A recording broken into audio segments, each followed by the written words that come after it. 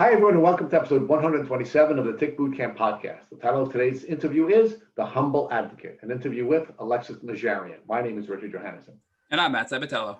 Many people in the Lyme disease community believe that the reason there are diagnostic and treatment delays is because of a lack of resources, a lack of access, for example, to medical treatment. And Alexis Najarian is somebody who has all of the resources in the world.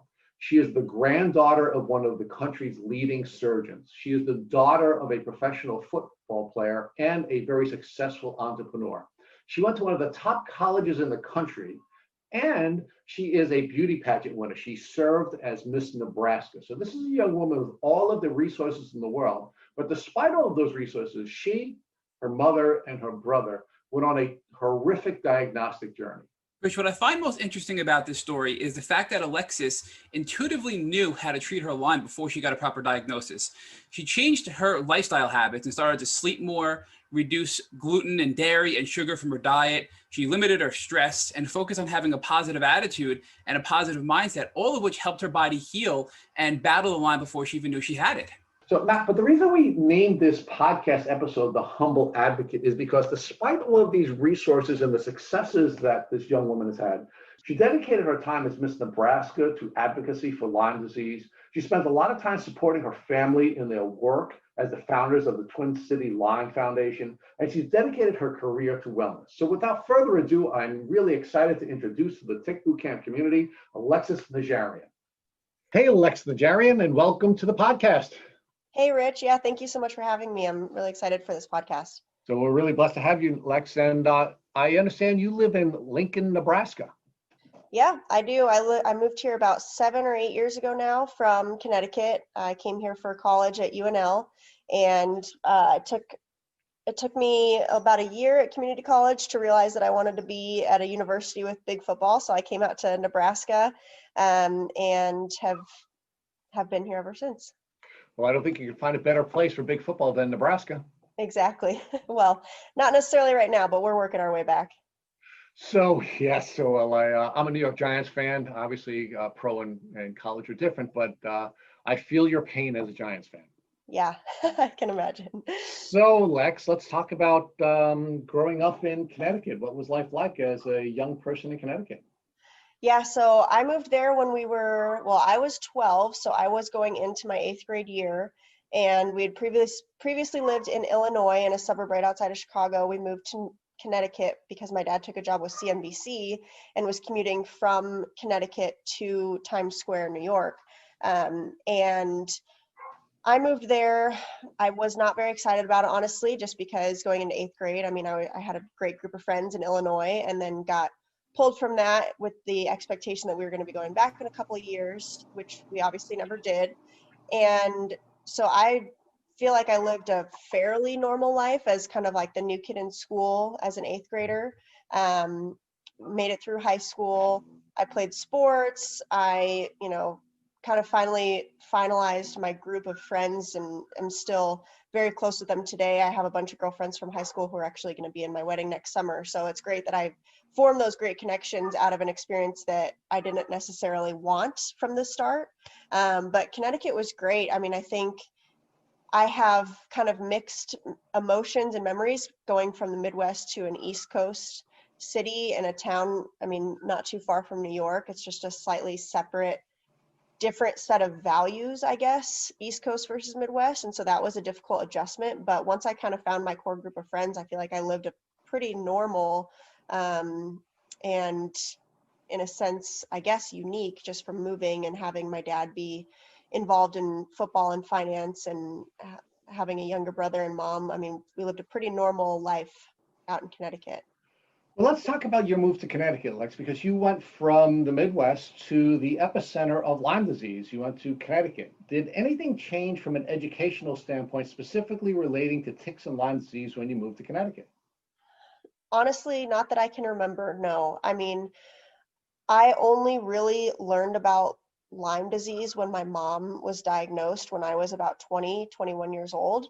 But as a resident of Connecticut, I only knew of Lyme because there's a city in Connecticut named after it. So I was somewhat aware of Lyme disease, but I had no education on really how it can affect people. I knew that, at that point it was, you get it from a tick bite and that was pretty much it. You maybe go on some antibiotics right after that. But I didn't realize that it comes with such a myriad of other symptoms, and unfortunately can be terminal for some people, and just the extent of misdiagnoses along the way for so many people. I think when we were living in Connecticut, there was a few parents who may have been diagnosed with it. I believe one of my brother's friends' mothers had Lyme disease, and she struggled with a lot of different things. But I believe some mental health issues were very impacted from her Lyme. So Lex, let's talk about what your family unit was like when you moved to Connecticut. You've mentioned your mom, your dad, and your brother. Were there any other family members other than the three you've already mentioned? None with two legs, but we did have a couple of dogs. So let's talk about the two-legged members of your family first. So you and your brother moved from the Midwest as children, and it seems clear to me that that Lyme disease and tick protection was not a part of the educational experience that you had before you came to Connecticut. And despite moving to the middle of what I would call Tick Central, you didn't receive any training or educational tools that would help you to protect yourself from ticks and Lyme disease.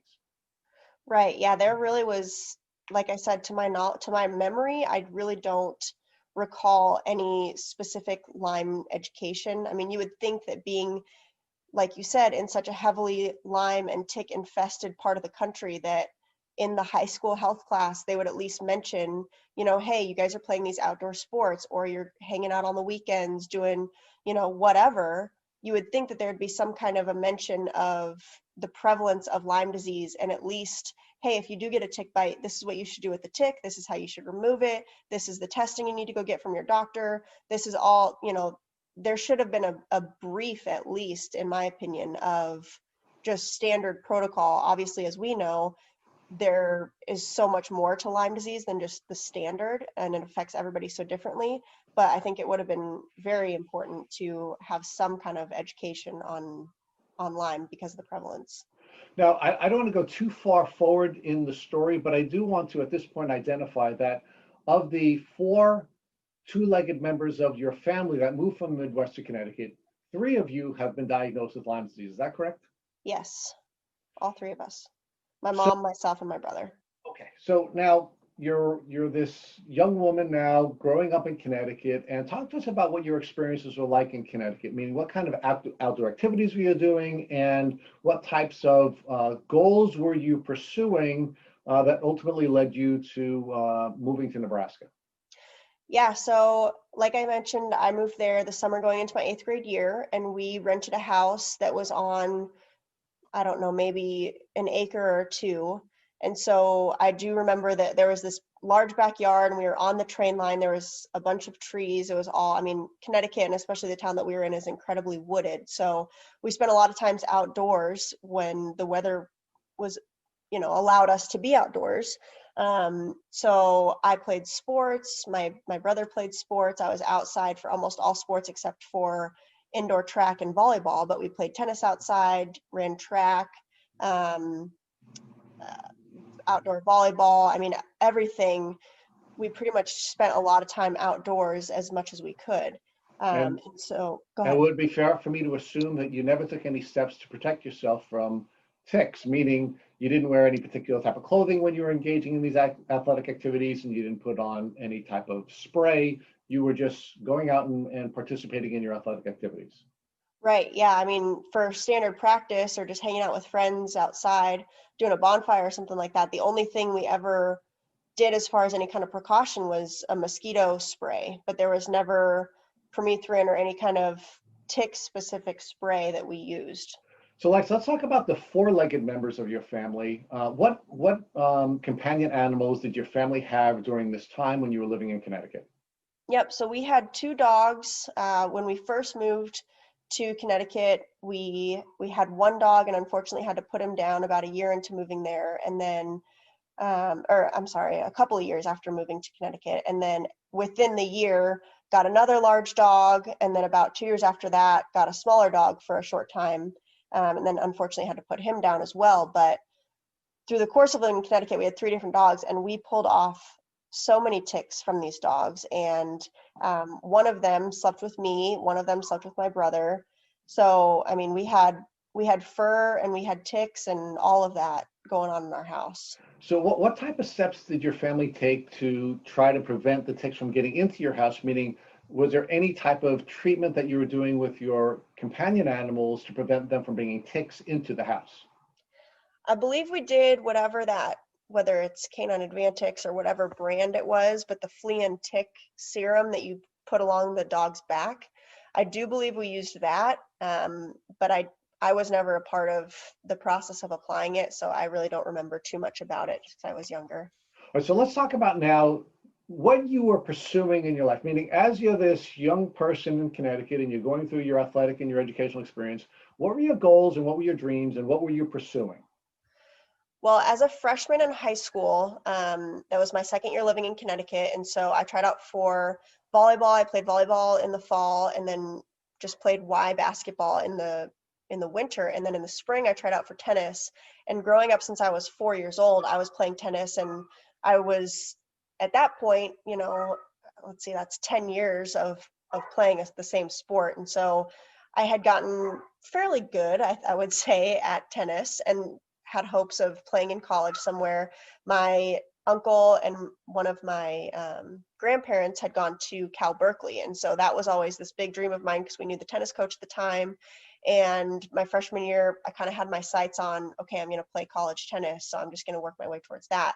And then by the end of the season and closer to sophomore year, I realized, wow, it's going to be really difficult for me to play tennis at the collegiate level just because of the competition. And because at that point, my freshman year, I was playing 3 doubles, which essentially means that there was 2 other spots of doubles ahead of me, and then the singles players on top of that. So I was really bottom of the totem pole, which made sense as a freshman, but I didn't really see a lot of promise for a collegiate career. And so I transitioned to track my sophomore year and ended up high jumping and long jumping indoors and did some hurdles. And then outdoors, I was triple jumping, high jumping, and doing 300-meter hurdles. So, I mean, pretty much everything at that point was revolved around athletics and my friends. I mean, that's really the only things besides family and my dog. Those are the only things that I really cared about at that point.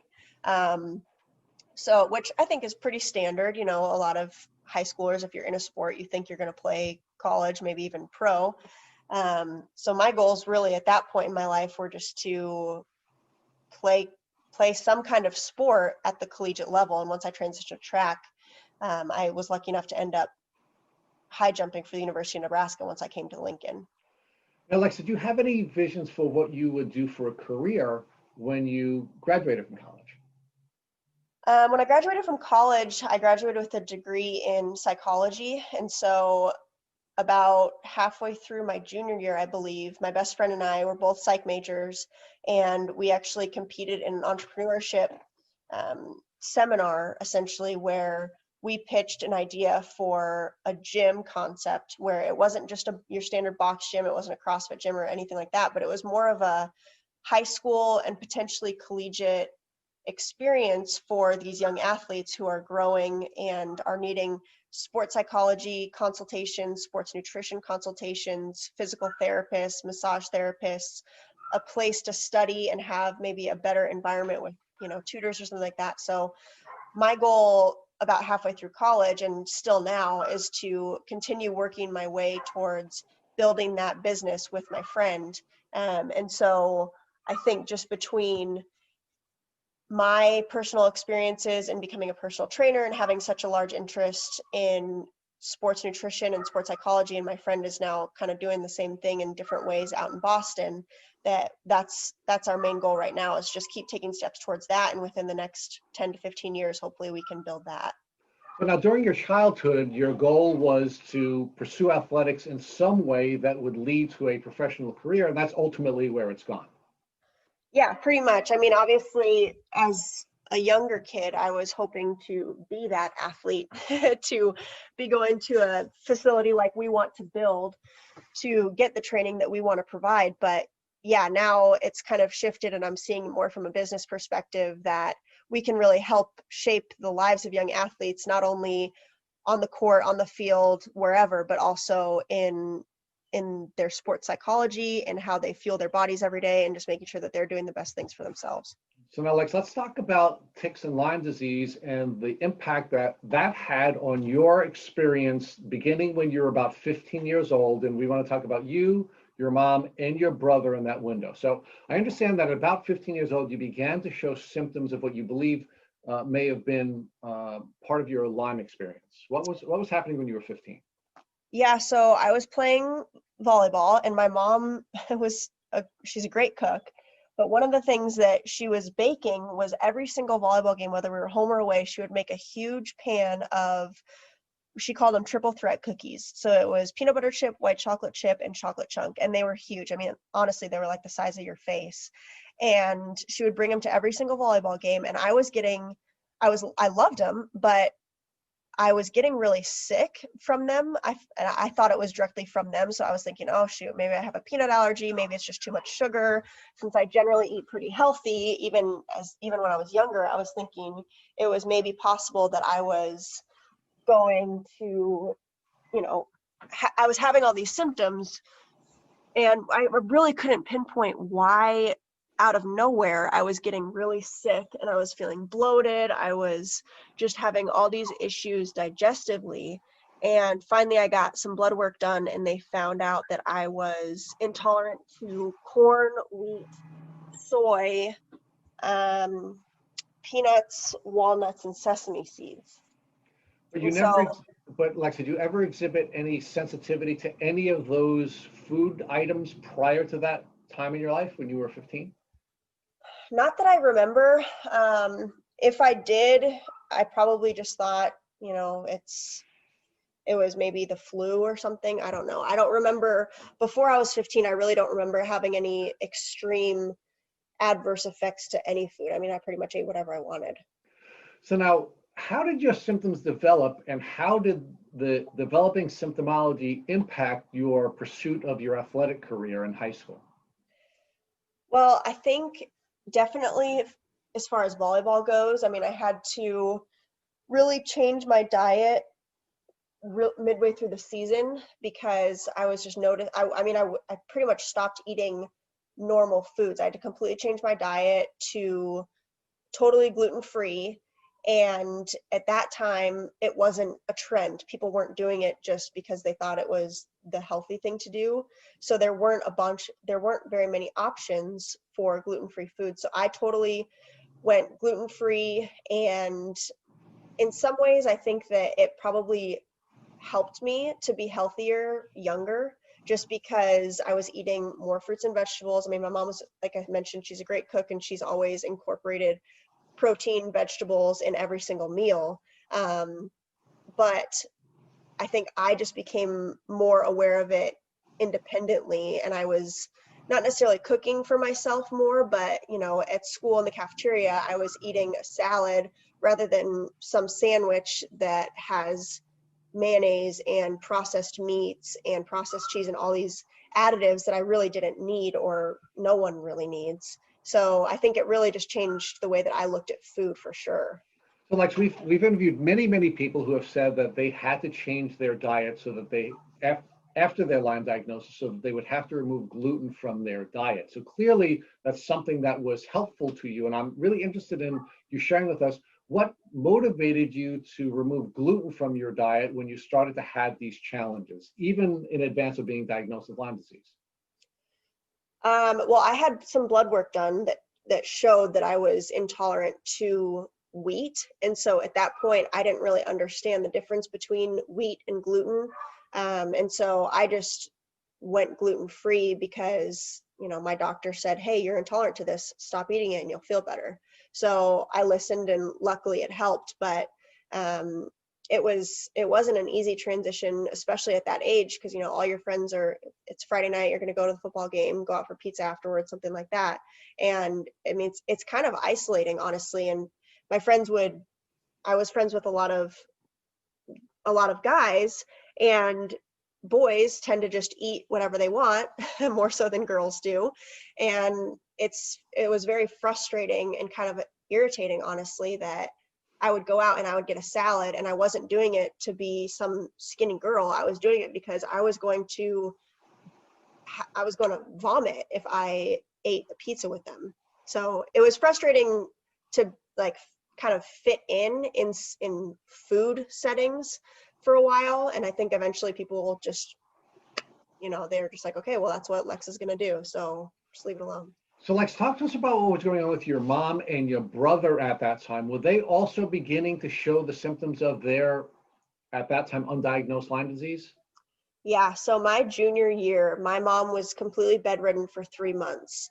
So the only time she got out of bed was to go to the bathroom, and she would like crawl on the floor, or if she could stand, she would stand and she would walk against the wall and just feel against the wall to find the bathroom. And so I don't think I really had a great perspective on how serious it was at the time, because there was no diagnosis. We just thought she had really bad vertigo, and it was kind of like, it is what it is. Mom doesn't feel good. But looking back on it, I mean, I don't know how somebody can spend 3 straight months in bed and then just kind of go back. I mean, I don't remember exactly if it was kind of like she just went back to normal life after that.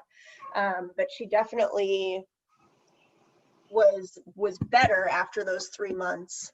And then my brother, his symptoms, I feel, were a little bit more prominent in the more recent years. So he is 22 right now, but he, about a year ago, was really sick at college, and he and my mom both, whenever they get a common cold or the flu, it's like tenfold of how anybody else experiences it. And so as far as we know, that is due to their Lyme diagnosis. And so that's something that we just always are very careful of. And I think, as we kind of mentioned earlier, with COVID going around and everything, they're just a little bit more cautious of how they're going to, be around people. And if somebody's sick around them, they've already lived their lives as though, hey, if somebody's sick, please don't come near me. And if I'm sick, I'm going to do the same, which I think is just common courtesy. So Lex, but I just want to focus now. Your symptoms are beginning to develop, and you go through this radical dietary change, which creates a number of different social issues for you. But as it turns out, now that you've been diagnosed with Lyme disease, that was a very important change in your life that prevented you from getting to the chronic stage that your mother and your brother have gotten to. But I want to talk to you now about, what was your family thinking with you getting sick, your mom getting sick, your brother getting sick? What is your family, dynamic, and what are you all thinking about your sort of collective health challenges at that time? Well, so by the time my mom was diagnosed, it wasn't until I was living in Nebraska already. So I was about 20 when she was diagnosed. So I had been suffering through these digestive issues for about 5 years. And then they finally moved to Minnesota, which, as you guys know, is another hot spot with all the wooded areas and everything.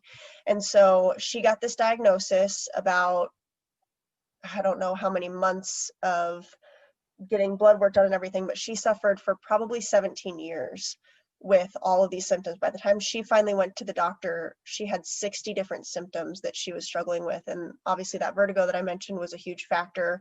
Arthritis, she has severe hearing loss, just a myriad of things. And so she got the diagnosis. A few months later, she kind of started just learning more about about her own Lyme diagnosis and all the symptoms that can be related to it. And so she just kind of sent me this list of, hey, these are some of the symptoms that I've been struggling with, in addition to more that people with Lyme often suffer with. I know that you've had these digestive issues for years. You should look into this list and see if there's a bunch of them that stick out to you that you suffer from. We should get you tested as well. So I went through the list. I had a handful, nothing crazy like hers, but then that's when I got tested. And then about probably a year or 2 later, my brother got tested. So it was over the course of a few years, but there was just all these things that were adding up that, I think that a lot of, I'm just going to say Americans, because obviously I've only ever lived here, but I think that we just kind of grow numb to these things that are wrong with our bodies, and we just think that it's normal, but it's not normal. And I think that people need to be a lot more aware of that. So when things are wrong with your body, you need to do something about it and get to the source. But we've just been taking it day by day ever since then. And yeah. So let's focus on this pre-diagnostic window. So you, your mom, and your brother are all living in Connecticut, many years in Connecticut. Your mother is suffering symptoms that are so severe that she was housebound and bedbound for 3 months. Did any of the doctors that you were treating with, your mother was treating with, or your brother was treating with, test you for Lyme disease? I was never tested. Nope. I went to a GI doctor. They never even considered anything other than, okay, well, you just have these food sensitivities. There was never a deep down, why do you have these food sensitivities? I feel like that's something that was very frustrating. Is I don't remember, I mean, I was 15, 16 when I found out all the things that I'm sensitive to dietary wise. And I don't remember if my mom had asked. She always asks why, so I'm sure that she did, and they probably just didn't have an answer, but I don't know that for sure.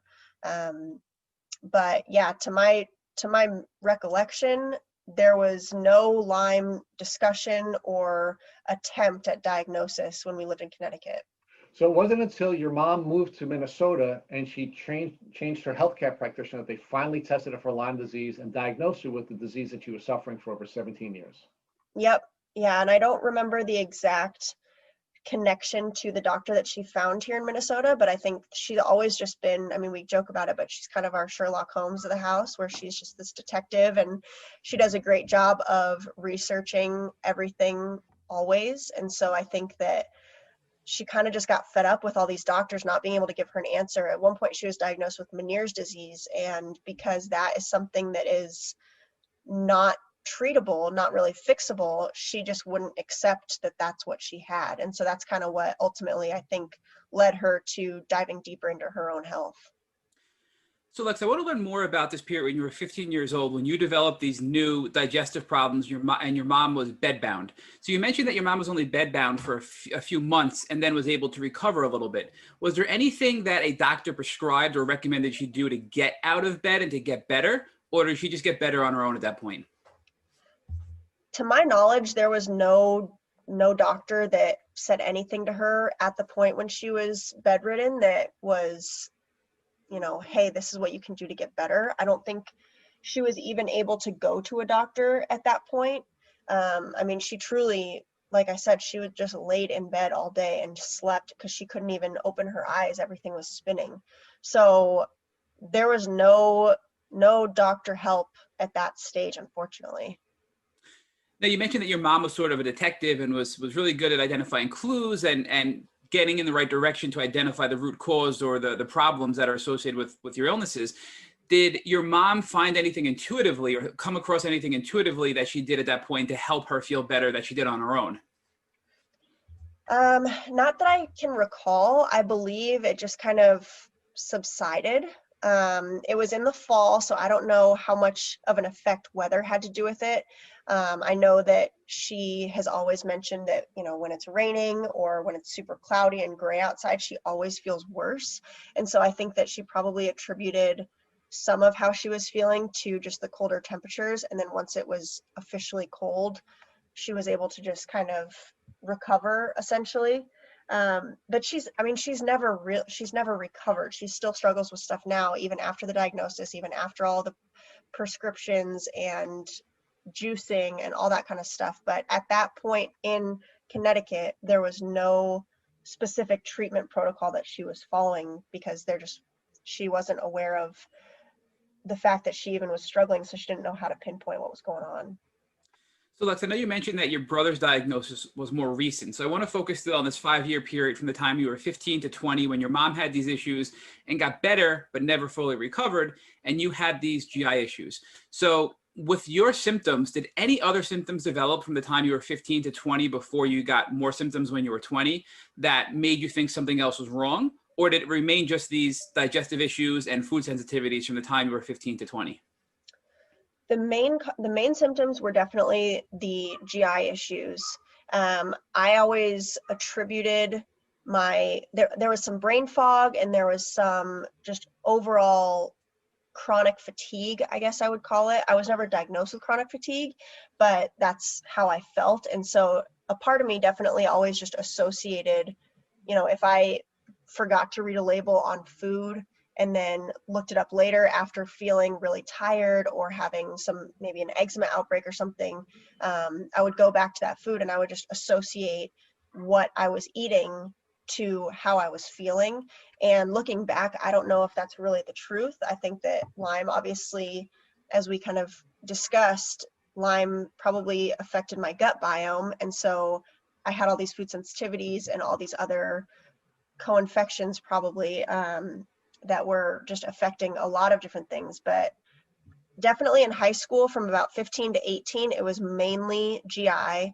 As I got to college, it was a little bit more of that chronic fatigue, which again, at the time before diagnosis, I just associated with, okay, I'm staying up a little later, I'm in class all day, the standard college lifestyle. I think it's easy to just associate and not get to the root cause of something and just figure out what's going on truly.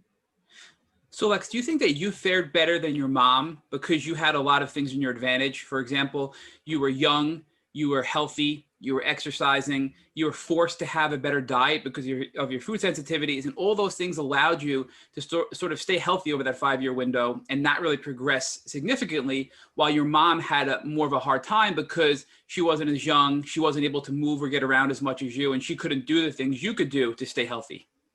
Yeah, I think that's a huge factor. I think that you're totally spot on with the eating. Although I was kind of forced into it, likely because of an early bite from Lyme, I think just changing my diet and being more active played a huge role. And being younger and a stronger immune system, I think all of that helped. And she and I grew up very differently. She grew up, unfortunately, in a very low income setting where all they could afford was, she describes it as basically orange tang in the morning for breakfast and sugar on her cereal. So her diet was really poor from the start, and it really wasn't until she was probably in her 20s that she learned how to eat properly. So she raised us eating properly. So I had, this 15 to 20 year experience of healthy eating that she didn't even come close to growing up with, that I think really impacted me in a beneficial way, opposed to how she responded to Lyme. So, Lex, for those that are listening, I think they may have digestive issues associated with Lyme disease. Can you give us a specific example of a food you would eat and then the symptoms you would get as a result of eating that food, so they can correlate whether or not their symptoms may be similar to yours in your Lyme journey? Yeah, absolutely. So I can at this point pretty much pinpoint exactly what food is doing what to my body. So if I eat wheat, I will have horrible stomach pains and probably vomit, or it's been so long now that I've completely cut out wheat. There's no cheating, there's no nothing. So I don't even know what it would do to me at this point. But it was just all in my gut, nauseous, all of the horrible, gut feelings that you would get. With corn, might sound crazy, but I swear it changes my mood. I will get sad, I'll get tired. And I also think that it has an effect on my skin. So I'll get these dry, like pigmented areas, especially on my calves, and it seems to be kind of around my joints. So I have it on the backs of my my armpits basically, and then I have it on the inside of my elbows and on my calves. And so I'll have this discolored skin that's dry and itches a lot. It's not red like eczema can be sometimes, but it's super itchy, and I find myself itching it at night. And I've dug deeper into how corn is processed, and unfortunately it's just in everything in the American diet in multiple ways, whether it's maltodextrin or xanthan gum or glucose syrup. It's in everything. And then with soy, I've noticed that I get basically cystic acne on my face. I'm starting to notice something similarly with almonds. I've not had a recent blood test done for food sensitivities, but I have noticed that correlation where it's not cystic with with almonds, but I get kind of like this, if anybody has ever seen or experienced milia, I believe that's what it's called, where it's like these little white, they almost look like whiteheads, but they never really come fully to the surface. I've experienced that with eating almonds, and with peanuts, walnuts, and sesame seeds, it's kind of similar to wheat, but not to the same extreme, where it's just like this bloated, uneasy stomach that just kind of rumbles basically, and just I feel uneasy for a few days. So, Lex, many people have reached out to us and asked us what type of food tests are out there that are reputable. So can you make a recommendation based on your experience? What advice you'd give to these people? Is it an online test you can order over the internet and get a kit sent to you? Do you have to go to a doctor? Do you have to get blood work? What tests would you recommend to people that they can get to identify what food sensitivities they may have? So the ones that I have done have been when I was 15, and then again about 4 years ago here in Nebraska. They've both been blood tests. But I mean, I've discovered the almonds on my own, and I think that it's super important for people to kind of do their own testing, because as we all know, there are some great doctors out there, but there's also some not as great ones. And so I think it's really a shame that, you have to struggle through these issues and not ever really figure out why. So I think if you can kind of do a self-analysis, and maybe it's the elimination diet. I actually am thinking that I'm going to be doing that soon, because my skin on my legs, it itches all the time, and I cannot figure out why, because I've completely I'm learning that there are some corn products that I have been eating unintentionally, but it's so few and far between that I'm not sure exactly what is causing my skin to itch all the time. So I think that the elimination diet is huge. I've done some pricks on your back where it's food, it's outdoor, it's environmental, all of those allergies. So I think that can be very beneficial for some people. But I mean, for better or for worse, I've kind of lived a lot of my life by trial and error, especially after moving out of the house. I mean, my parents were great about getting me the testing that I needed, but now that I'm on my own and I can't afford everything, I just do a lot of trial and error with, okay, keep a food log, and this food makes me do this food makes me do this. So I'm going to avoid them for 2, 3, 4 weeks and see if anything changes. So Lex, let's talk more about this. So it seems like the elimination diet to identify what you're sensitive to is the best way from your experience, but you also mentioned that you did some blood tests and also prick tests on your back to identify what food and or environmental allergies you may have. But you also mentioned that it was quite expensive. So was this done through an allergist that was covered through insurance, or was this done through another doctor that you had to pay significantly out of pocket for to get these tests done? The blood work that I've done was something that I believe insurance covered part of it, but I was young enough that my parents were paying for it. So, I mean, I was lucky that they were paying for it, but I don't know exactly how much that cost. I do know that I just paid out of pocket for some allergy testing, that back pricking that I mentioned. And that was, of course, they don't tell you in advance, but it was like $800 to just figure out what's irritating you, and they're not even gonna like tell you why, and just give you a pill and like hope that it goes away basically. So that's kind of going back to the elimination diet. That's why I recommend it, because it's free. I mean, you obviously go buy the food, but I mean, it's hundreds, could be thousands of dollars for all these other testings from doctors, and you may not even really get a great answer or treatment plan after that. So let's not to get too personal, but do you have health insurance and this was not covered by insurance, or is this something that you went and paid completely out of pocket for without using insurance for this $800 test that you had done? Yeah, so I had health insurance and it just wasn't covered, unfortunately. I think they covered maybe like my $20 or $40 copay, or I had that copay, and then they may have covered a little bit past that for the appointment, but there was no coverage for the testing that was done. So this is just another example of even people with health insurance have to pay out of pocket for almost all tests, even those that are somewhat normalized in America. So never mind the alternative health, but even the normalized tests like these allergy tests, you had to pay out of pocket for. So I think that's an important note. and an area we really need to work towards change for in the Lyme community. But going back to your mom's experience, you mentioned that she experienced over 60 symptoms over the 5-year window until her diagnosis when you were around 20. So can you give us an idea of some more of the symptoms she experienced throughout that 5-year window and what they were like for her up until her diagnosis? Yeah, so she had extremely bad vertigo, and as I mentioned, she was bedridden for 3 full months from that. But there was also moments where, you know, we would be in the middle, she would be in the middle of cooking dinner or in the middle of working or something, and she would just have to sit down and close her eyes and try to take a nap because her vertigo would be so bad. She also was getting really bad arthritis in her hands, and I mean, now I believe she's 54, but I mean, 10 years ago, she was struggling with these arthritic feelings in her hands, which, I mean, that seems a little young to me, especially because she's not somebody who's ever had a desk job where she's typing all the time or doing anything like that. And then she had hearing loss where she has no hearing and she can't hear anything but ringing, so tinnitus, and I believe it's her right ear. So whenever we're out to dinner or something, she always has to sit at a certain spot at the table so that she can hear what we're talking about. And she reads lips a lot. She actually, she knows a bit of sign language just because she never knew how bad the hearing loss was going to get.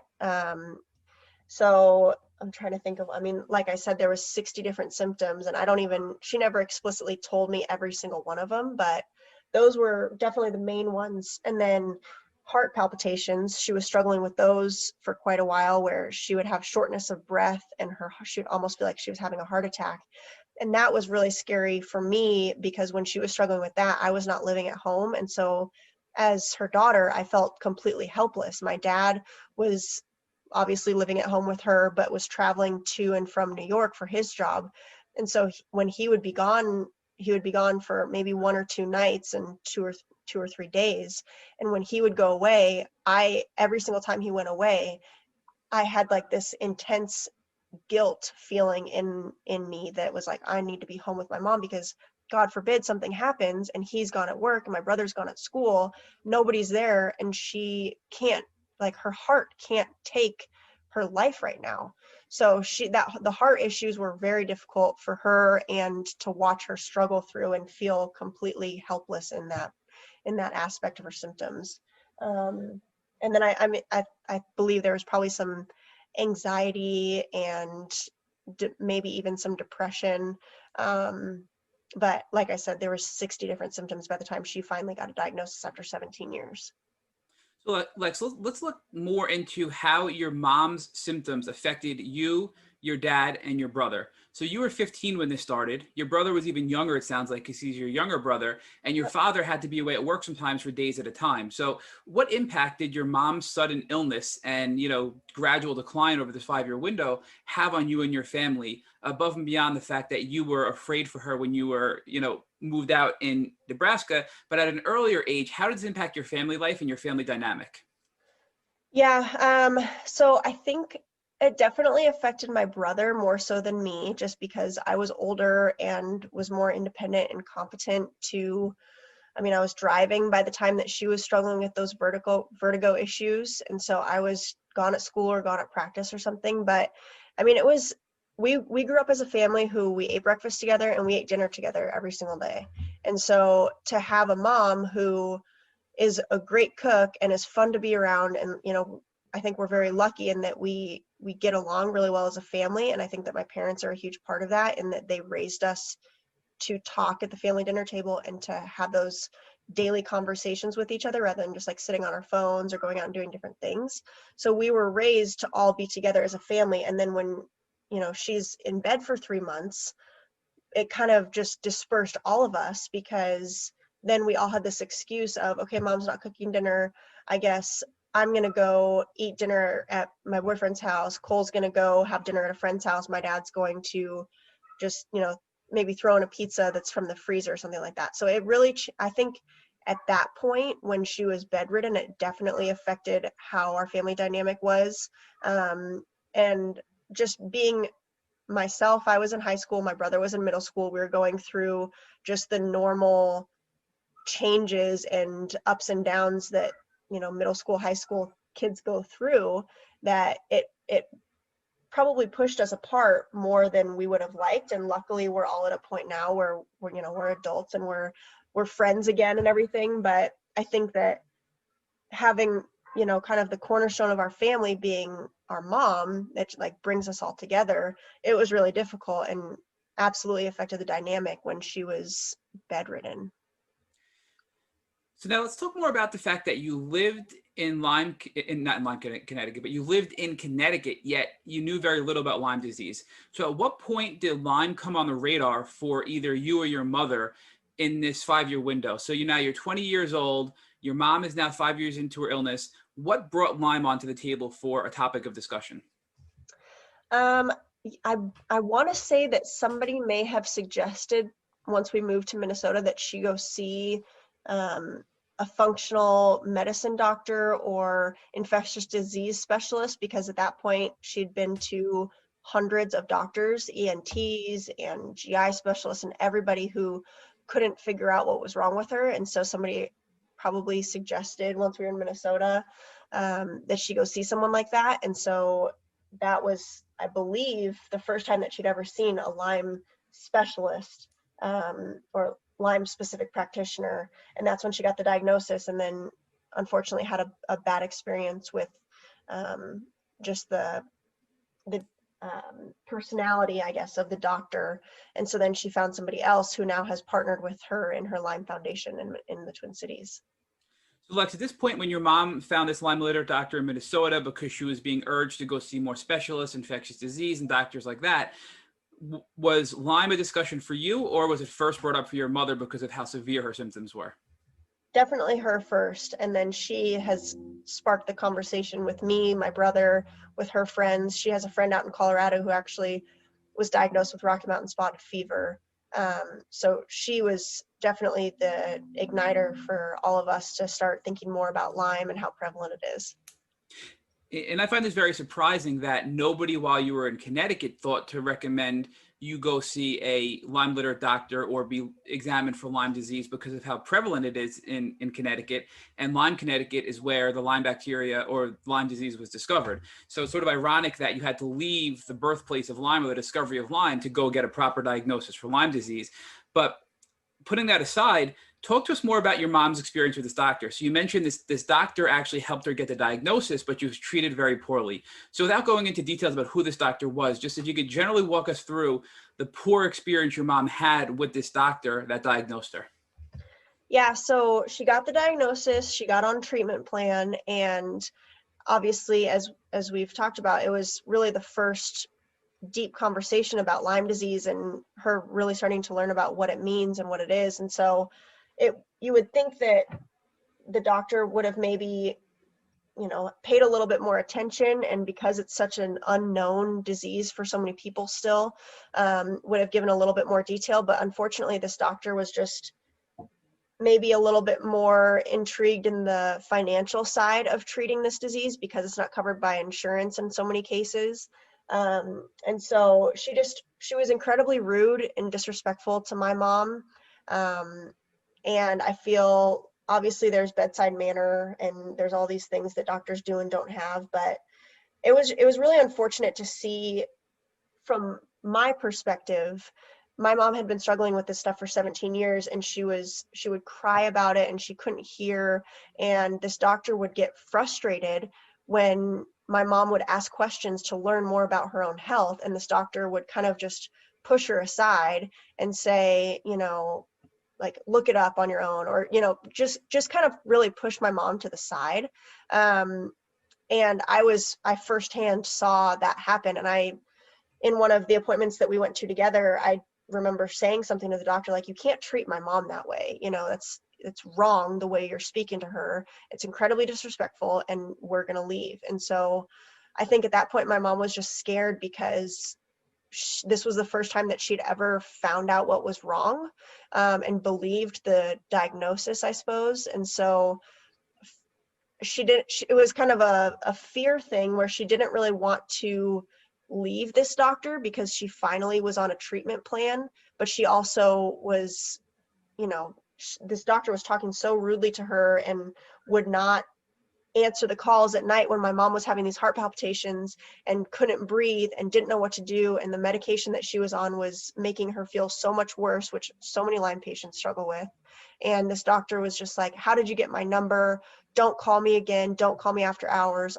So it was just really unfortunate that it was such a horrible experience. And I'm so glad that she now has found this other doctor who's also in Minnesota that's an infectious disease and Lyme disease specialist.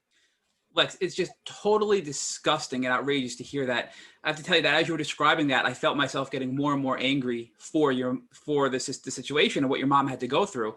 But thankfully, I think with your help and your mom's courage, you've moved on to see another doctor. But unfortunately, this is not rare where doctors sort of take this control and put fear into their patients and make them feel even worse about themselves, or make this scary experience even more scary than it has to be. So before we move on to talk about what the next doctor experience was like, what treatment, although this doctor was horrible from a bedside manner standpoint and a respect and just a human decency standpoint, what treatment protocol did this doctor prescribe for your mother, and did it help at all? I don't remember exactly what all she was on, but yeah, this doctor put my mom on, I want to say my mom was taking like 30 different pills, either once or multiple times a day. So it was all like supplements and prescription medication to help with the various things that she was struggling with. But again, I think there was so much going on in my mom's body from the Lyme. And then when you add on all of these things that are allegedly supposed to help, but I think it was just too much. So it was a mixture of, health supplements, and then these prescription medications, which, I mean, I'm obviously not a doctor, so I don't know what the right and wrong thing to do is as far as prescribing a plan for somebody with Lyme, but it sure seemed like to go from being really sick to being prescribed all of these different pills was not the right thing to do. Now, Lex, do you recall if this doctor prescribed your mom antibiotics, or were there other types of prescriptions and not antibiotics? I believe it was a mixture. I'm almost positive there were some antibiotics in there, but I don't know exactly what they were. So before your mom left this doctor and found her next doctor, who is her current doctor she partnered with, did this first doctor help you get diagnosed as well because of your mom's experience and you identifying that maybe some of your symptoms could have been correlated to Lyme disease? Yep. So the same doctor that diagnosed my mom diagnosed me, put me on a similar treatment plan. I think I was on 1 or 2 antibiotics, and then I was taking this tincture that was like, I'm trying to think of what exactly it was, but it was this green liquid that I would put in water every morning. And I don't think it really did a lot for me, to be totally honest with you. I think that by the time we found the second doctor, that's when both of us really started feeling much better from his treatment plans. So like you had mentioned earlier that your symptoms worsened when you were 20, and then now you got this diagnosis about when you were 21, I believe, correct? With this, Yep. Your mother's doctor? Yep. So describe for us what your worsening symptoms were from when you were 20 to 21 until you got this diagnosis. Yeah, so I don't believe that the digestive issues got worse. They just stayed pretty consistent, but I did notice that I was tired all the time. I mean, I'm still tired all the time, but at that point it was pretty severe. I was noticing some, I guess, depression issues that I hadn't really noticed before. Nothing super severe to the point where I was suicidal necessarily, but there were times where I just wouldn't want to be around anybody, and I was never specifically diagnosed with depression, but when my mom sent me that list of all these potential symptoms and I was marking stuff off, depression, I remember was one that I checked, and that really hit home for me because I'd never really acknowledged or thought that was something that I would experience. Just because, I mean, from a personality standpoint, I guess I'm a pretty happy person. And so to mark that mark that box for depression was kind of the key thing for me, where I wanted to figure out what's going on in my brain and why. So Lex, it sounds like that could be a tip for people that are listening, that if they experience dramatic or unusual mood or mental health changes, that could be a sign of Lyme disease. Because if you were a generally happy person, never had any signs of depression or anxiety, but out of nowhere you started to have these signs of depression, that could have been a clue that helped you identify an illness, and in this case, Lyme disease. Yeah, I think that was one of the key factors for sure. Just because, I mean, like I said, I'd kind of always struggled with digestive issues, so that wasn't really anything new. And although that probably does root back to Lyme, it wasn't necessarily the factor that made me think, oh, I probably have something deep down wrong with me. It was more the mental health state. What type of testing did this doctor use to diagnose you and your mom with Lyme disease? Was it a blood test, a urine test? Was it a local LabCorp or Quest test? Was it a specialized biomagnetism test? I don't know the exact test, but it was blood testing. And I just remember sitting there, and I am pretty sure I remember counting like 17 or 18 vials of blood that they drew. So here you are now. You and your mom are being treated very similarly. You're both not really getting better. Your mother's being treated horribly by this doctor. At this point, before you move on to the next doctor, was your brother diagnosed yet, or did that come later on in the story? I believe he was diagnosed by the next doctor that we found. So once my mom had found a new doctor, and then I had started seeing him as well, my brother at that point, I don't remember what his key symptoms were that initially tipped off my mom. I think she generally was just curious if he had it.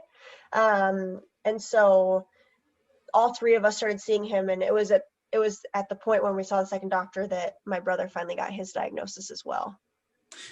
Lex, do you recall any of your brother's symptoms that led to his Lyme disease diagnosis? I think he had some digestive stuff going on.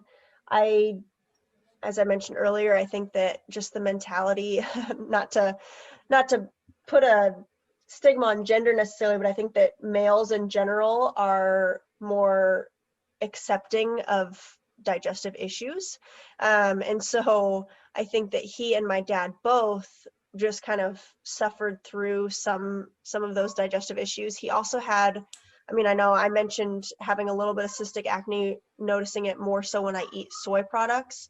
But my brother, bless his soul, he had such horrible cystic acne on his back, on his chest, on his face. He would sit in school and it was so bad on his back that he couldn't even rest his back against the back of the chair. So I think that probably has a huge factor.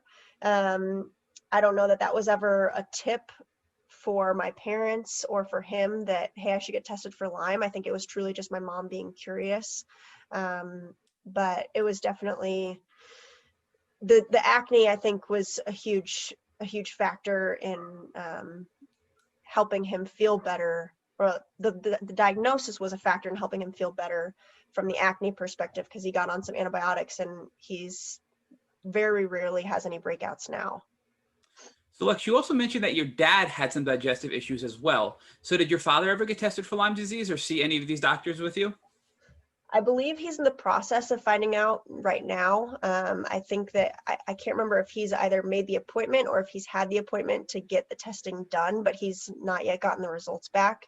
But yeah, he's the fourth and final one of us to find out if he has anything going on. So there's a very strong possibility that this is really an entire family disease for your family, which leads me to think or question, do you think there's the possibility that this was you and your brother ended up with Lyme congenitally at birth, and you didn't show symptoms until later on in life because you were so healthy, and that possibly either your mother or your father got it sexually from one another? Definitely a possibility. It's so hard to say because there's so many unknowns with Lyme still, but yeah, it's definitely a possibility that, my mom had it originally, and that's why she had such severe symptoms early on maybe, and then passed it along to me and my brother, and just over time we started developing stuff, and then she passed it along to my dad over the years as well. It's absolutely a possibility. So let's talk more about the second doctor and put it in perspective of time frame. So when was it about when you saw the second doctor? Was it 5 years ago, 2 years ago, 8 years ago? Let's see. It was the summer of 2016, so 4 years ago. Okay, so here we are 4 years ago now. You and your mom are seeing this second new doctor. Your mom sees this doctor first, and then you see this doctor second. How was this different than the first Lyme later doctor you saw?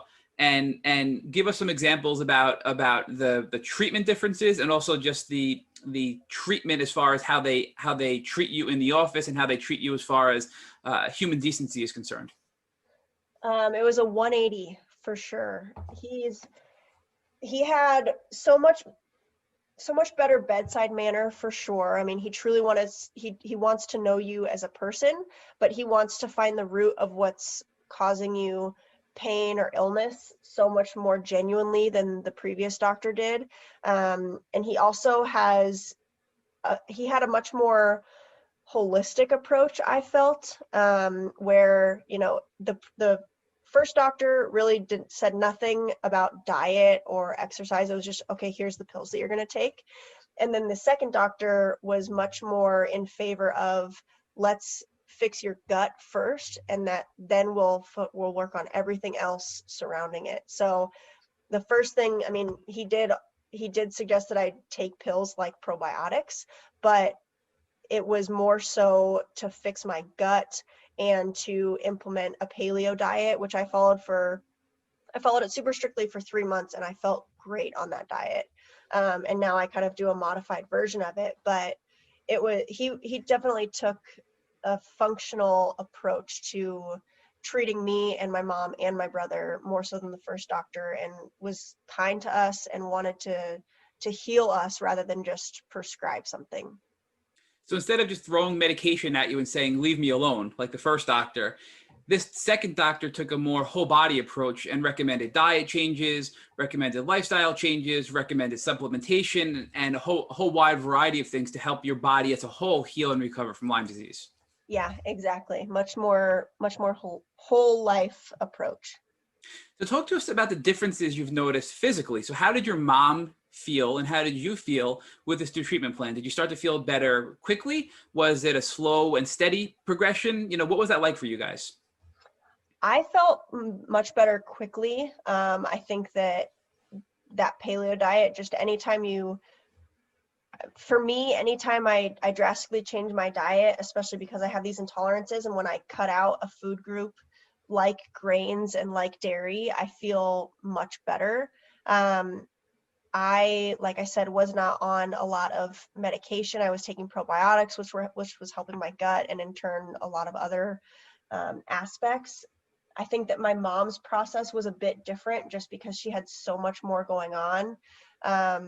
And, for whatever other reasons, it just was a more difficult process for her to get on the mend more so than it was for me. So it seems like anytime that she switches what she's doing and gets on more prescriptions or anything, it feels like things get better, or things get worse before they get better.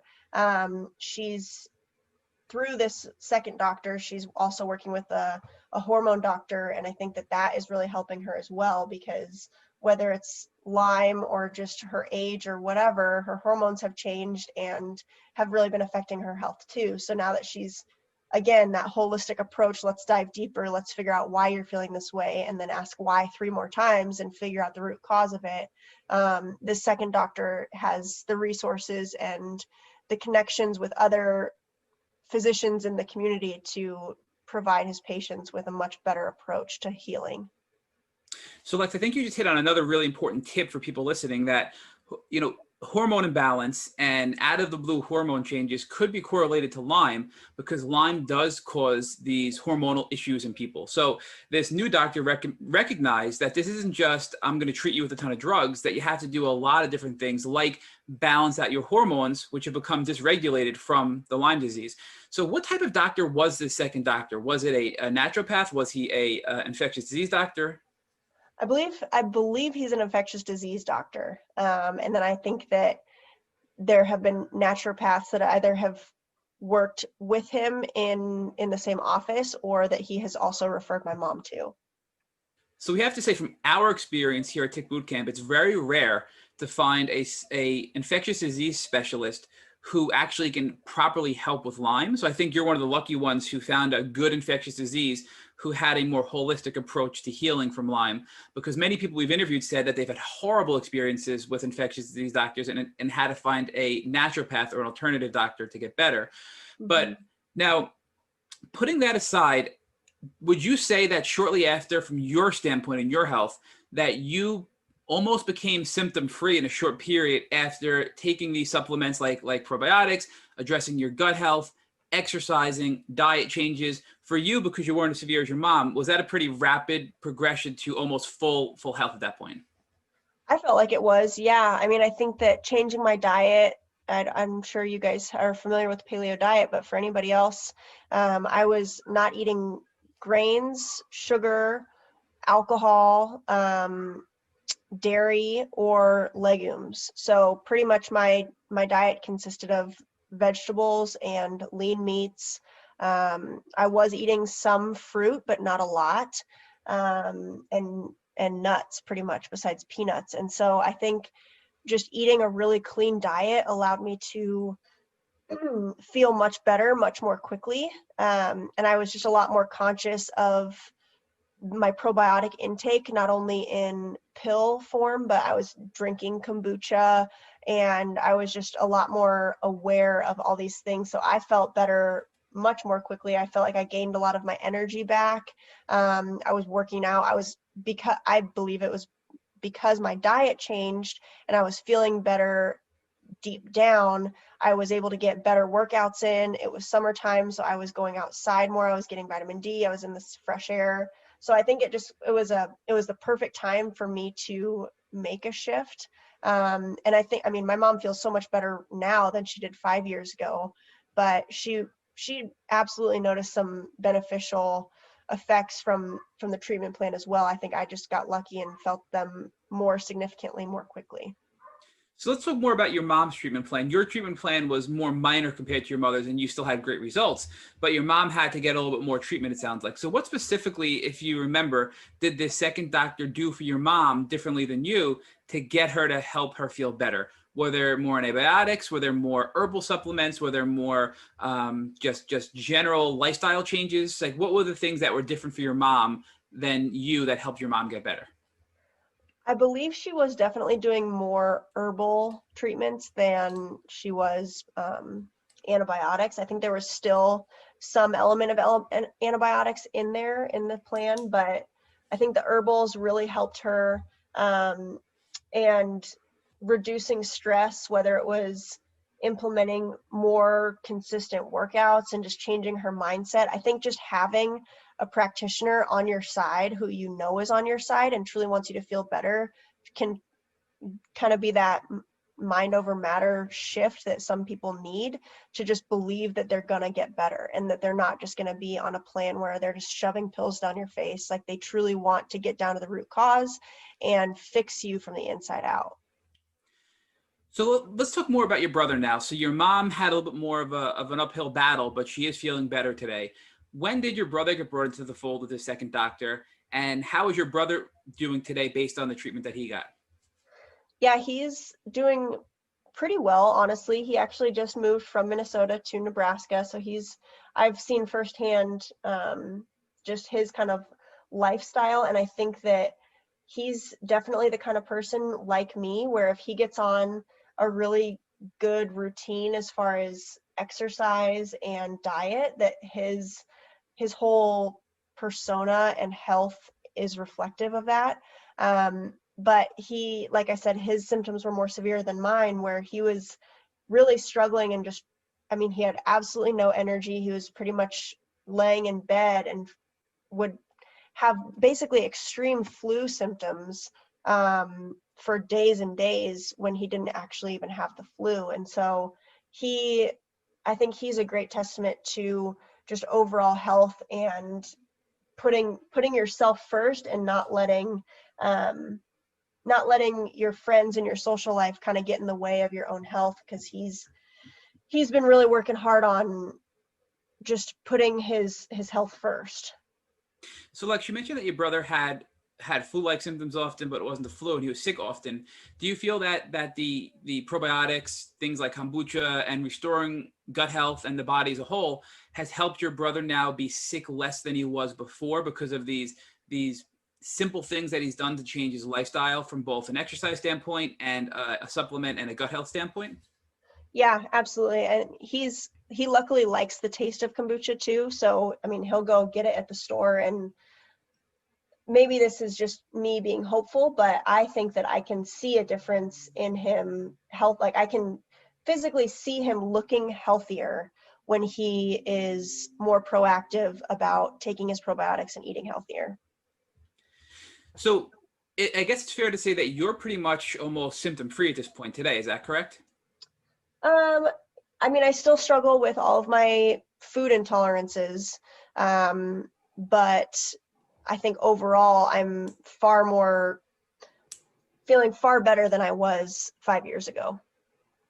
And now your brother, obviously, you just mentioned, is doing better as well. He's doing more to take control of his health with your doctor.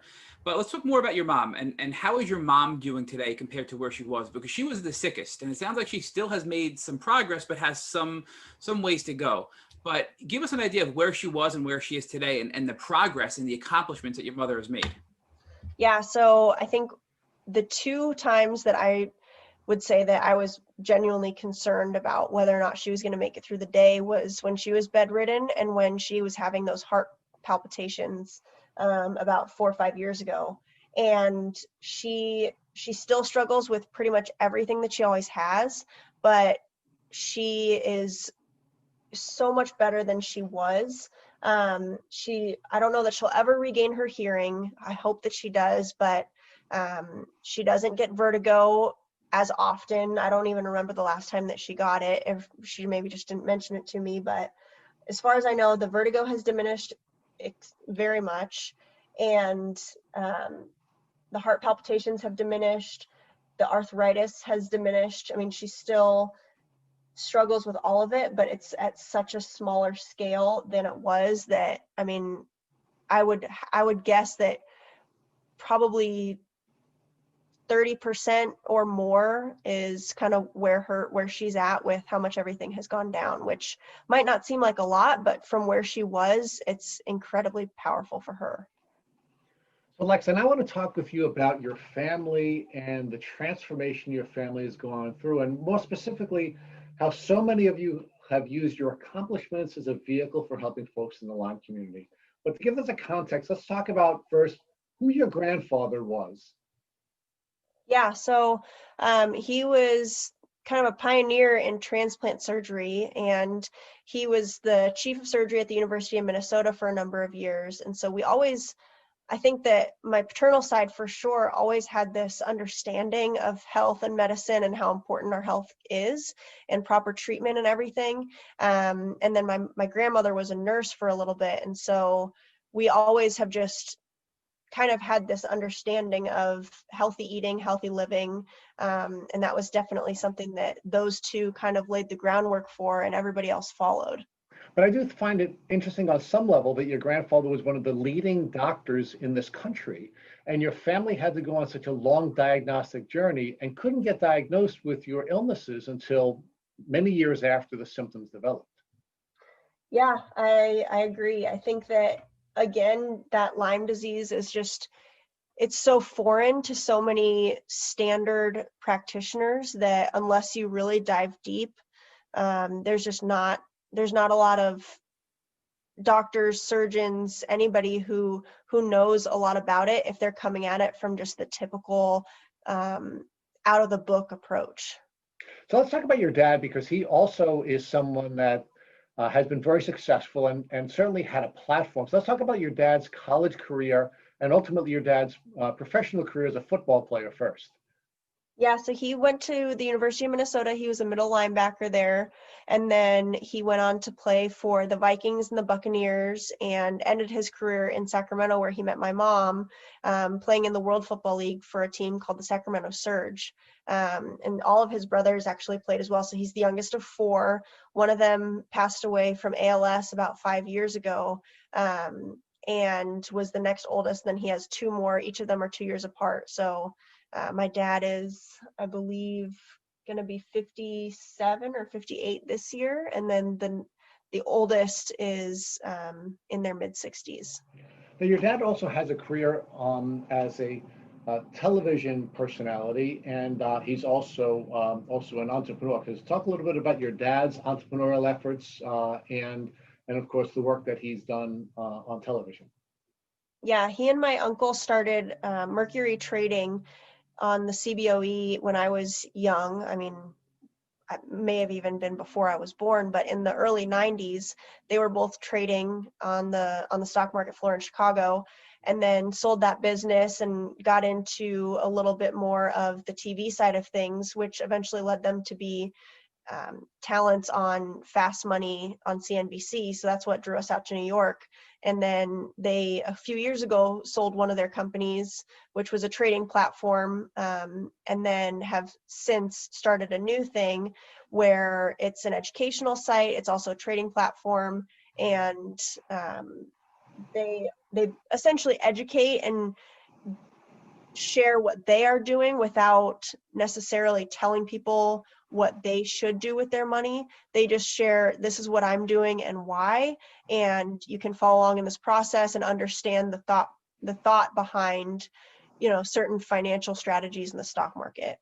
Now, of course, coming from the family that you come from, they had great expectations for you to accomplish some celebrity and create a platform for yourself. So can you talk to us about what happened with you in Nebraska? Yeah, so after I graduated, I was working at Orange Theory Fitness, and one of my friends started working there who had competed in the Miss Nebraska USA pageant a few years prior to when she brought it to my attention, and suggested that I do it as a way to kind of grow my network for personal training and nutrition clients, because that's something that I've always been passionate about, and especially post-graduation and just being outside of college, I really missed that health fitness side of life that I got from being involved in sports and being on a team and everything. And so she suggested that I compete for Miss Nebraska USA. She and I sat down and had a cup of coffee in October, and in November I submitted my application, and then I competed either the first or second weekend of January and got lucky enough to win. And as I said, I kind of went into it with this hope that it was a little bit more selfish, where I was wanting to grow my own business and gain some clients and help people be healthier. And then literally as I was on the stage walking around after being crowned, I thought to myself, wow, this could be so much bigger, and this could be huge for Lyme disease awareness, because so many people, especially living in the Midwest and Nebraska, people have heard of Lyme disease, but again, they just don't really know that much about it. And so I just kind of had this epiphany that I would be able to advocate for Lyme disease awareness and just talk more about it, so people had an understanding of all the symptoms. Not that I know all of them, but a better understanding of the variety of symptoms and treatment options, and just who to go to when you're feeling certain ways. So the final piece of this transformation is what your families come together to do with the foundational work. So why don't you share with us how your mom, your dad, and the rest of your family have worked in the Midwest to try to help the community deal with this Lyme crisis? Yeah, when my mom got diagnosed, I think she finally just realized how ridiculous it was that it took 17 years to get a proper diagnosis.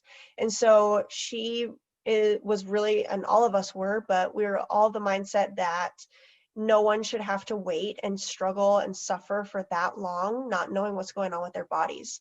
So it was really important for her to create a foundation not only for awareness, but to also the foundation part of it and the money part of it is to help others get treatment, because I mean, we obviously learned as a family how expensive it is just to get testing, not even to treat anything. And so they raise funds through the Twin Cities Lyme Foundations to get patients and to get people a proper assessment, and to the doctor that we now all see through the Northern Lights Medicine, to get a consultation and an appointment with him to start that process of healing.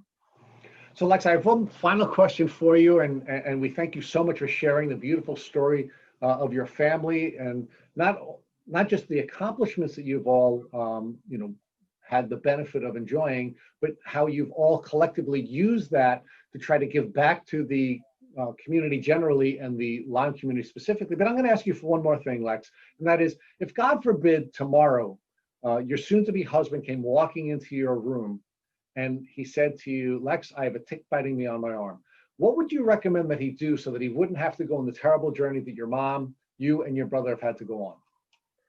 So we would remove it and save it, and I would call my mom immediately and figure out which best clinic, or where we should go to send in this tick to see if it's carrying Lyme disease, and then honestly just go through, probably drive up to Minnesota and get him to that doctor that we've now been seeing immediately, because we've had such great success in just his treatment, as we said, with bedside manner, with everything, and figure out the next best steps from a treatment plan perspective.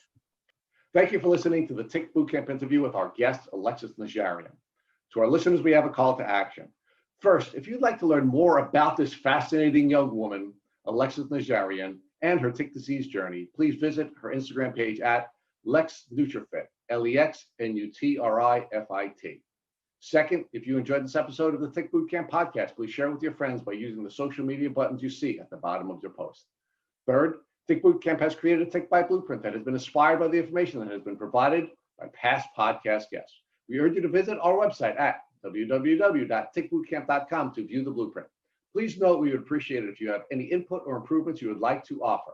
Fourth, don't forget to subscribe to this podcast on iTunes, Google Podcasts, or Spotify to get your automatic episode updates of our Tick Bootcamp podcast. And finally, please take a minute to leave us an honest review and rating on iTunes or our website. We thank you for listening.